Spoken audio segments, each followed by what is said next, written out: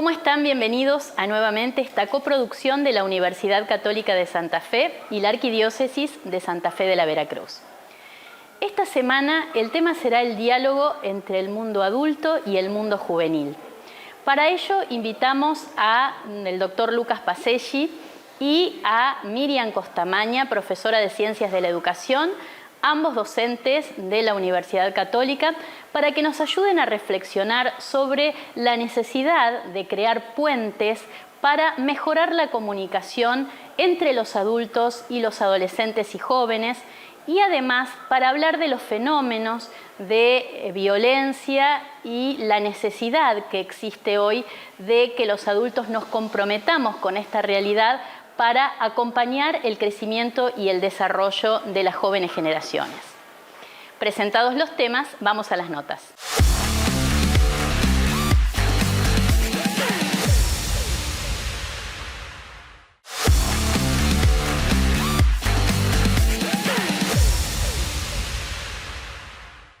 Recibimos ahora a Lucas Pacelli. Ya estuvo el año pasado por acá. Estuvimos hablando de la cultura de la paz, Lucas. Exactamente, como una antesala recordaba de este nuevo tema. Cuando me invitaron a venir de nuevo, sí, claramente, sí, tal cual. Bueno, hoy vamos a hablar un poco a raíz de tu artículo que se publicó hace muy poquitos días en la página de la Universidad Católica y también en el diario El Litoral. El arte de escucharnos, ¿no? La necesidad de crear este arte. Pero primero, para empezar, me gustaría preguntarte ¿cuáles son esos signos de una sociedad violenta que hoy más necesitan ser atendidos y necesitamos reflexionar sobre ellos? Bueno, creo que el primer gran síntoma es la incapacidad de perder o la posibilidad de perder la capacidad de asombro frente a estas situaciones, ¿sí? Nos estamos como acostumbrando y se está naturalizando una manera de vincularse que poco tiene que ver con la amorosidad y que pone todo en un lugar de tensión, de intolerancia, de irritabilidad. Y a veces cuando uno piensa en estos temas, enseguida empiezas a figurarse escenas en donde esto se ve de una forma planteada, de una forma dramática. Sin embargo, lo que le agrega un tinte más de agravante a todo esto es que en realidad lo que uno está observando y lo que se observa es que esto se está volviendo natural en ámbitos súper domésticos, muy cotidianos, en lugares en donde el diálogo determina la convivencia en cuestiones más sencillas, más simples y más del diario vivir. Entonces, en ese ámbito, en esas escenas en donde se empieza a perder la capacidad de asombro frente a estas distorsiones, es en donde uno empieza a decir, esto es síntoma de algo más peligroso, algo más complejo. Después esto escala y puede encontrar variantes y configuraciones de todo tipo, pero a priori digo, este debe ser uno de los síntomas más fuertes, ¿no? Cuando uno empieza a sentir que, sobre todo los más jóvenes, empiezan a asumir como algo natural, digamos, el maltrato, una forma violenta o microviolenta, maquillada de vincularme con mi medio social, digamos, ¿eh? Eso es un poco lo que uno podría decir que es como la gran sintomatología del momento. Una sintomatología que debemos, digamos, circunscribirla al mundo de los adultos, sobre todo, ¿no? Porque, como vos bien decís en el artículo, estamos viendo un mundo juvenil que de alguna manera refleja esto que los adultos hemos construido. Claro. ¿De qué manera podemos también diagnosticar esto que nos pasa a los adultos? Bueno, me apropio del título de un libro de Karen Horney, psicóloga famosa, que se llama El autoanálisis, porque en alguna medida siento yo que esto puede empezar a encontrar algún atisbo de cambio en la medida en que cada uno de nosotros hacemos una especie de autodiagnóstico y una revisión de lo que representa nuestro comportamiento vincular. Entonces, en la medida en que empezamos a revisarnos, a reconocernos, a volver a conocernos, que implicaría este reconocimiento, podemos empezar a hacer como una especie de escaneo de nuestro comportamiento cotidiano, no tanto hacia atrás y no tanto en términos de cómo me voy a comportar mañana, sino en un trabajo de exploración del instante, cómo soy ahora, en este momento, con mi entorno afectivo, con mi entorno más social más inmediato. Claramente el mundo adulto siempre genera dispositivos para estar todo el tiempo observando y diagnosticando al mundo infanto-juvenil. Instituciones, la institución familiar, la institución escolar, las instituciones educativas, las instituciones gubernamentales, los organismos en general, la sociedad organizada en ese plano siempre genera dispositivos para generar diagnósticos sobre nuestros jóvenes, nuestros niños, niñas y jóvenes. Yo, sin embargo, pienso que además de eso, sin desmerecerlo, creo muy importante que el mundo adulto también asuma con responsabilidad que no existe joven, ni niño, ni niña, sin un entorno adulto que de alguna manera genera influencia en ese comportamiento. Sobre todo desde el lugar más educativo que conozco, que es el del ejemplo, el del testimonio. Entonces, es muy fuerte, siento yo, para el mundo juvenil encontrar que entran en contradicciones, discursos y acciones en el mundo adulto. Entonces, una cosa es lo que yo te exijo, una cosa es lo que yo te digo que hagas y otra cosa es lo que yo testimonio en mi comportamiento.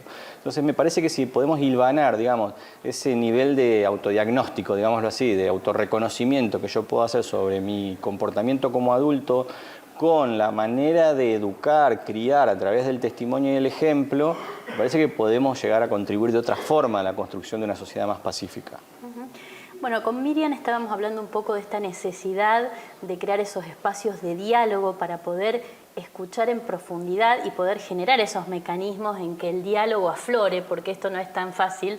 Para los que somos padres o docentes sabemos que es difícil iniciar ese diálogo y que se vuelva importante, más allá de la pregunta típica, ¿no? Cuando subimos al auto con los chicos y te dicen ¿cómo te fue en la escuela hoy? Sí. Bien, y claro, ahí se terminó la conversación.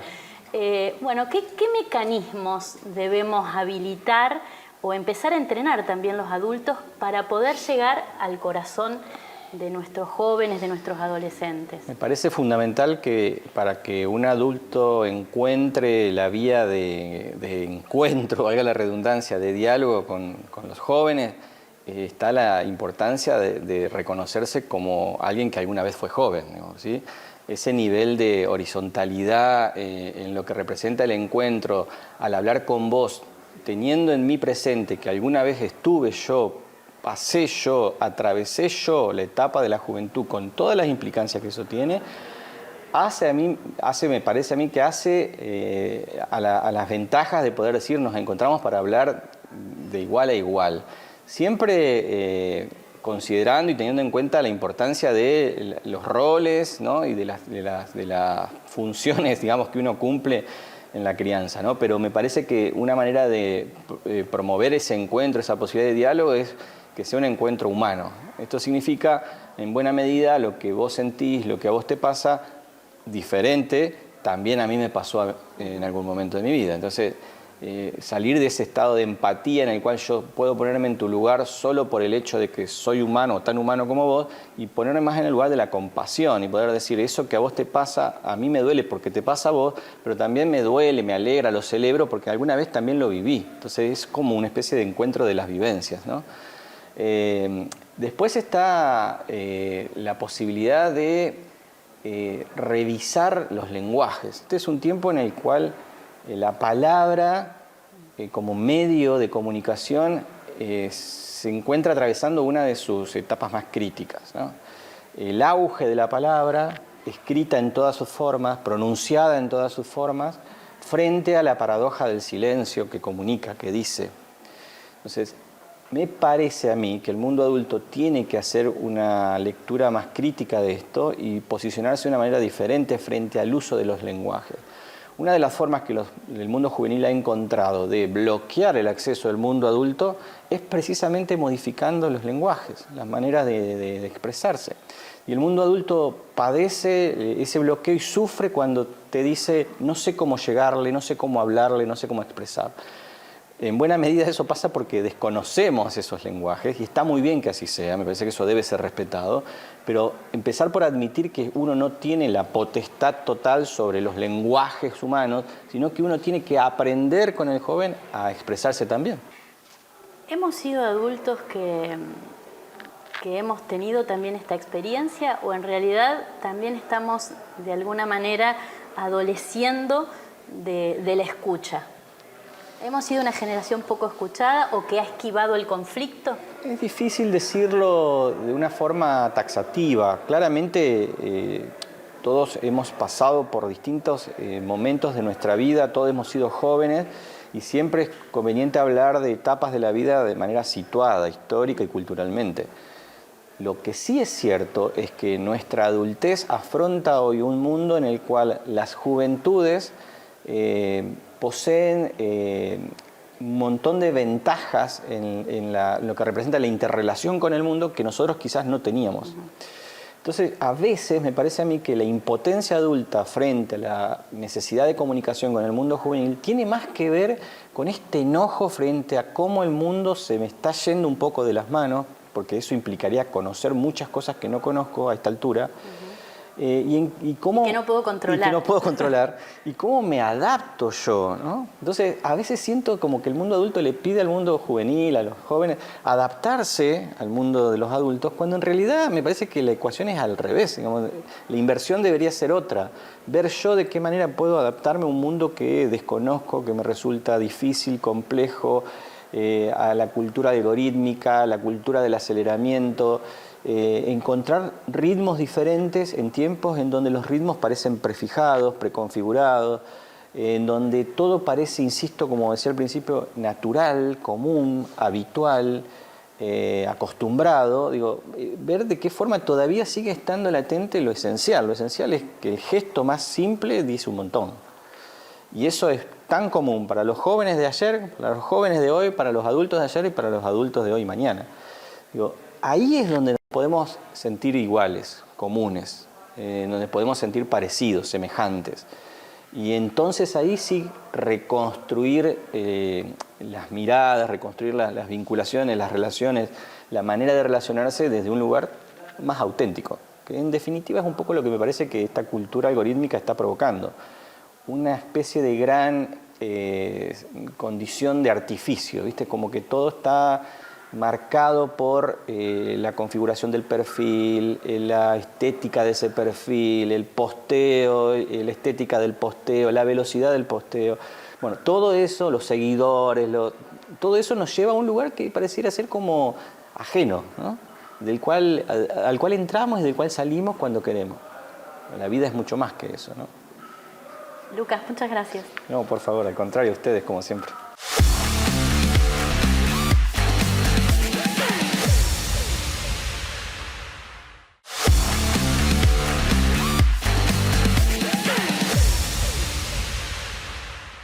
Recibimos hoy a Miriam Costamaña. Ella es profesora de Ciencias de la Educación de nuestra universidad.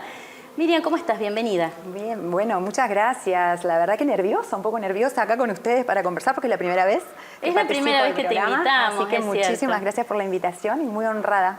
Bueno, aprovechamos a hacer estas charlas de café para pensar un poco temas que nos van atravesando como sociedad, como universidad también. Sí. Y nos parece que este tema del mundo juvenil, de su necesidad de comunicación, de sus nuevas formas de entablar el diálogo también con el mundo adulto, bueno, es un tema esencial que tenemos que debatirlo, ¿no? Sí, totalmente.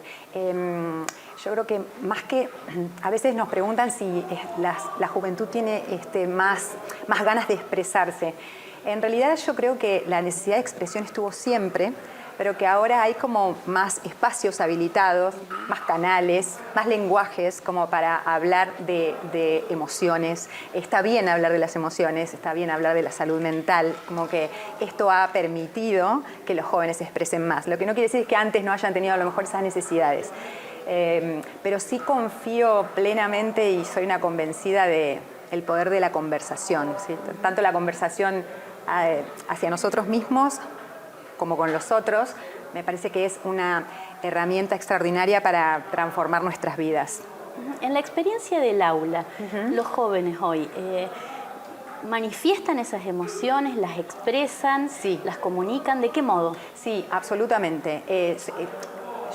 Realmente a mí esta generación me fascina en su capacidad de expresarse, en esta libertad que sienten para validar sus emociones, para darse esos espacios, ¿sí? Para cuestionarte, para preguntarte, para tratar de entender. Yo creo que tienen una gran necesidad de validar, de darse el espacio, de encontrar un sentido, ¿sí? A las cosas que hacen, encontrar el equilibrio entre lo que les pedimos que hagan y entre lo que quieren hacer. También esa espontaneidad de decir, bueno, no quiero, hasta acá doy, ¿sí?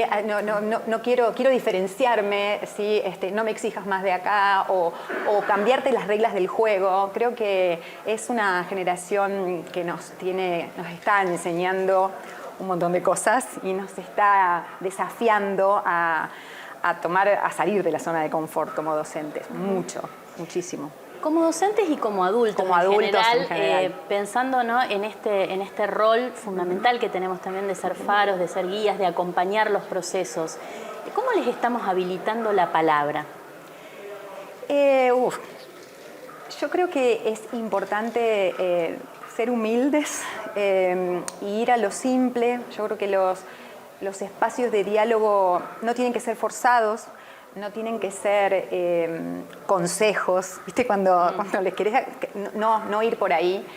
Sí creo, no obstante, que ellos también buscan los límites, ¿sí? Me acuerdo que había un artículo de Coelho que hablaba de las marcas en el camino, y él decía que cuando uno maneja en la ruta de noche, qué importantes son las marcas en el camino para saber si estoy adentro, si estoy afuera, cuán afuera, ¿sí? Cuándo viene la curva, cuándo hay un bache. Y yo creo que los jóvenes, más allá de toda esa libertad con la cantidad de estímulos que tienen y las posibilidades de elegir, también es necesario ayudarlos con herramientas de regulación emocional y con la escucha y con los espacios para que encuentren esos límites también, porque si no es como que todo es nada, ¿sí? ¿Encuentran dificultades para comunicarse con los adultos? Yo veo que a veces es difícil, ¿no?, crear este puente de diálogo entre los adultos y los jóvenes, y a veces ellos tienen su burbuja del mundo juvenil en la que es difícil entrar. Este diálogo intergeneracional, ¿cómo se está dando? Sí, es difícil porque también es verdad que todo este tema de las redes para ellos son... las redes tienen como esa doble cara, ¿no? Que por un lado son un canal de expresión amplísimo y un lugar de encuentro amplísimo, pero también tienen esta otra cara de la comparación, de la exigencia, de los comentarios. Entonces, es difícil encontrar un canal de diálogo, esto que vos me preguntabas, con ellos, porque tienen un montón de otros que quizás son mucho más motivantes que charlar con vos, ¿no? No solo como docentes, sino como familia.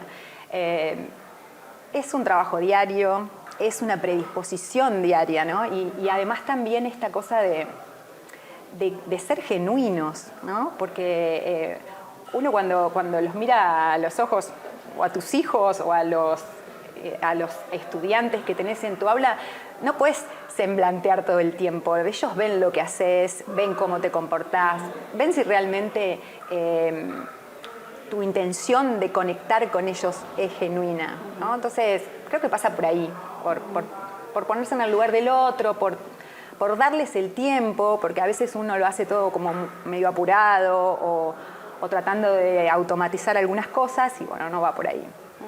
Justamente hablaste de un tema fundamental que quizás es crítico en este momento, que es el tiempo que le dedicamos al diálogo, a la escucha. Bueno, también lo vamos a hablar con Lucas Paselli en el próximo bloque.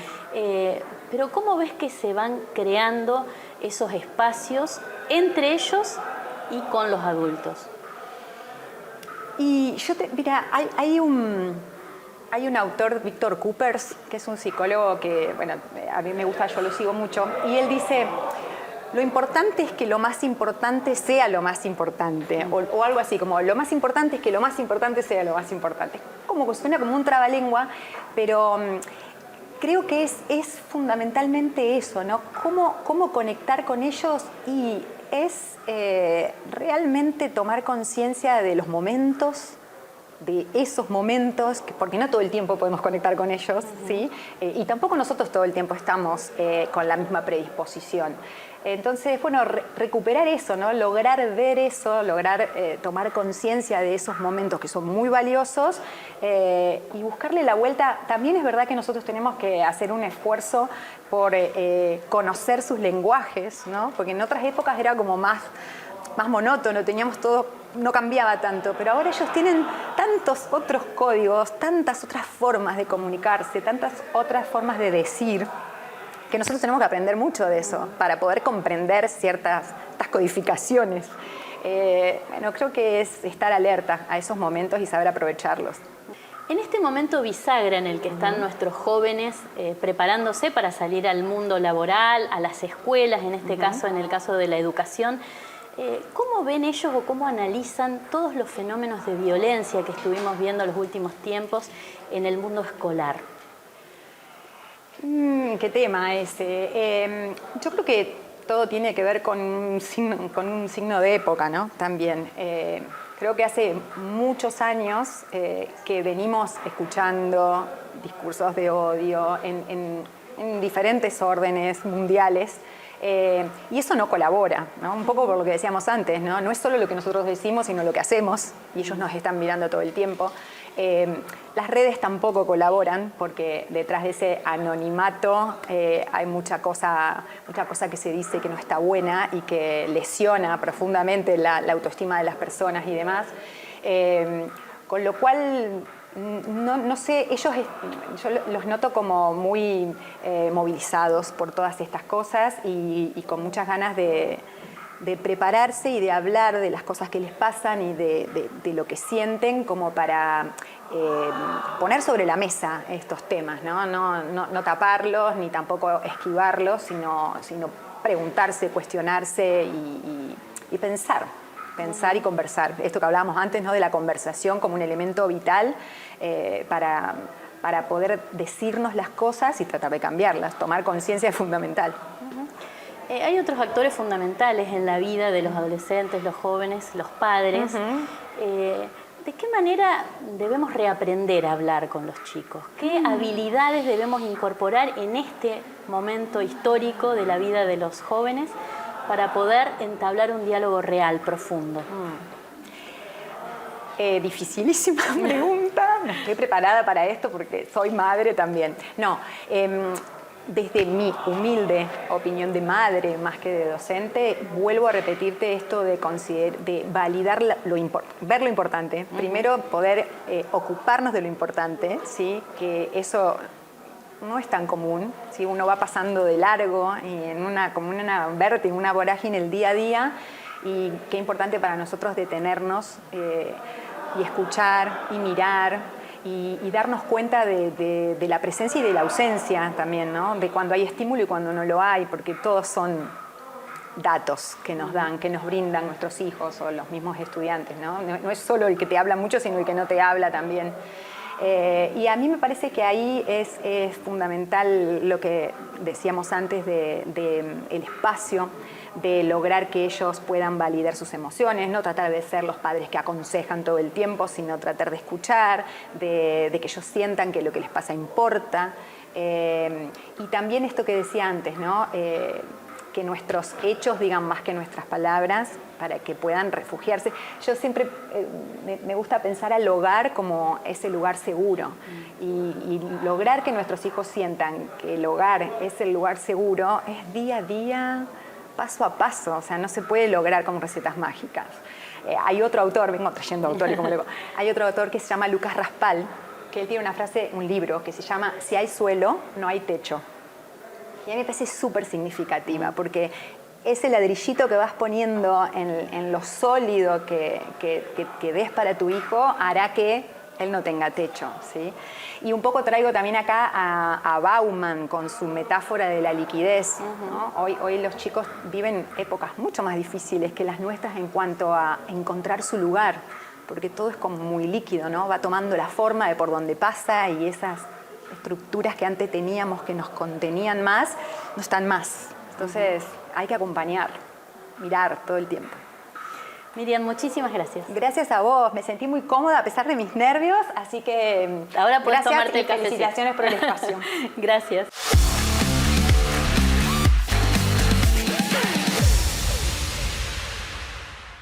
Llegamos así al final de nuestro programa. Queremos agradecer como cada semana a la librería Presbítero Leyendecker por brindarnos este espacio para grabar nuestras producciones. También agradecemos al Bar El Santo por los cafecitos para nosotros y nuestros invitados y a Déjalo Ser, a Cintia y Dana, allí de Ricardo Aldao 1515, con los looks que nos prepara semana a semana. Les recordamos que pueden volver a ver nuestras publicaciones en nuestro canal de YouTube UCCF TV. Muchas gracias por acompañarnos, los esperamos la próxima semana.